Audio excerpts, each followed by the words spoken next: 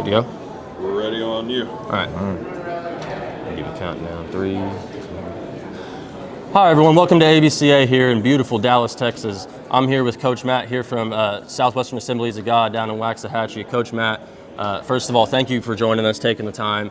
You guys had a really, really strong 2023, making a lot of big strides. How do you keep your team motivated and continue that positive momentum into 2024? Yeah, I think the big thing is we accomplished a lot for the first time in 2023, but there's an unending list of things that we've yet to accomplish as a program. And you know what I tell our guys is like, it was hard to get to this point. It's harder to get back to the same point. It's even harder to get to the next step. So it's really trying to be motivated to taking that next step on a yearly basis and holding ourselves to the highest standard possible is really, what I think will be the separating factors. If we can consistently hold ourselves to a high standard possible, measuring ourselves as like, what does it take to get to Lewiston, and looking at it as the benchmark. And that kind of sets the standard, and then it's a matter of holding the line with it. So. And like you said previously, and obviously me speaking from experience, you've really turned that program around down there, and this is coming into your 6th season now. What are some key points that you could kind of contribute your success to over time, and how do you also continue that moving forward? Right. Well, I think first is the administration. They have been super supportive of everything. Our program has grown in every way, from not just from roster size, but from staffing to budgets to scholarships. Our programs, I feel tremendously supported by our administration.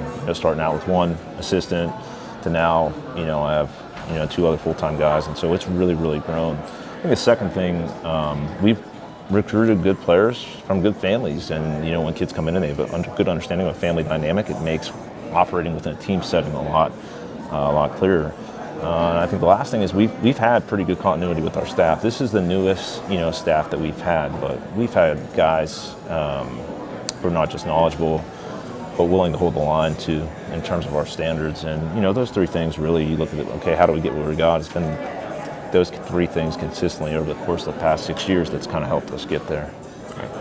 And obviously last year, NAIA All-American, can't let you go without talking about Michael absolutely. Watson and the contributions he made to your program. But aside from him obviously being gone now and moving on, who are some players, maybe some sleeper guys on your squad looking out for the season in 2024? Well, I think I'll hit on a couple guys who we return a lot of our guys. I think we've added some really athletic guys, outfield and infield, and I think we have some guys who started out in small roles last year that really kind of blossomed toward the end of the year. But for us, the strength's still on the mound. Ethan Norris was kind of banged up the whole last year, and he fought through it, he battled through it, and he was still very good. Matthew Hickey came in as transfer last year. He's got his final season this year, and he was an all-conference guy last year as well, and he was tremendous, very competitive, and kind of sets the tone for the team when he's on the field. And I think positionally, I'd say Avery Chapman stands out the most in terms of being a dynamic athlete, and he's going into senior as well. So we got a ton of seniors, a ton of experience. I think we've added some guys who are pretty dynamic as well. But it's we're going to play one of the hardest schedules in the country for sure. Between Cage Collision, between Trip Southeastern, Central Methodist coming down, and I don't want to knock anybody else because every team that I think that we play is going to be strong, and you got to come to play at our level, or literally anyone can beat you any weekend. So. Right, and obviously, like you said too, preparing your squad with a tough non-conference going into Sooner Athletic Conference play. Obviously, that trip to Southeastern there. What are you looking forward from your squad, both against those top matchups there in non-conference play? Well, I think my goal is, for us, we've peaked this past year. I think we peaked, a little too early. I think we got into a little bit of protection mode versus, continue staying aggressive. But for me, when you play consistent, good competition, what's normal for you changes, right? And so I think we could be a very strong team, and our record might not show that at the end of non-conference play, or we could be, a really good team, and the record would show it because our schedule is so legit. But I really think when you play good teams, you're challenged and you improve, and when you do it consistently,